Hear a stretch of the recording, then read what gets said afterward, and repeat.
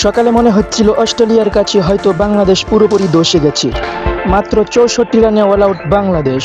কিন্তু এরপরই বদলে গেল গল্পটা। অস্ট্রেলিয়া ব্যাটিংয়ে নেমে যখন দ্রুত রান তুলতে শুরু করলো, তখন মনে হচ্ছিল ম্যাচটা একপেশে হয়ে যাবে।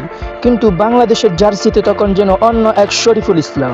সবারই আশা ছিল এই ম্যাচে শরীফুল ইসলাম ভালো করবে, কিন্তু এতটা ভালো করবে কেউই ভাবতে পারেননি হয়তো।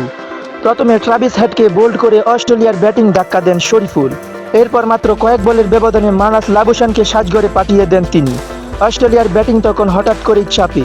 তবে স্টিভেন স্মিথ আর ক্যামেরন গ্রিন মিলে পরিস্থিতি সামাল দেওয়ার চেষ্টা করেন। দুজনের জুটিতে অস্ট্রেলিয়া আবারও ঘুরে দাঁড়ানোর ইঙ্গিত দেয়। কিন্তু শরীফুল তখনও থামেননি। স্মিথ যখন ৪২ রান করে গ্রিনের সঙ্গে ৭৭ রানের গুরুত্বপূর্ণ জুটি গড়ে ফেলেছেন, ঠিক তখনই শরীফুলের আঘাত স্মিথকে এলবিডব্লিউ করে সেই জুটি ভেঙে দেন বাংলাদেশের এই বাঁহাতি পেসার।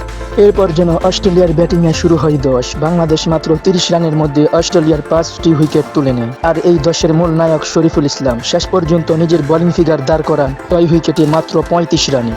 অর্থাৎ সকালে ম্যাচে দিন শেষে অস্ট্রেলিয়া ১৬৫ রানে ৮ উইকেট হারিয়েছে, লিড ১০১ রান। তবে বাংলাদেশের জন্য আসার জায়গা একটাই, অস্ট্রেলিয়ার বড় অংশের ব্যাটিং লাইন আপ ইতিমধ্যেই শরীফুলের সামনে ভেঙে পড়েছে। সকালে বাংলাদেশকে কাঁদিয়েছিলেন স্টার্ক, আর বিকেলে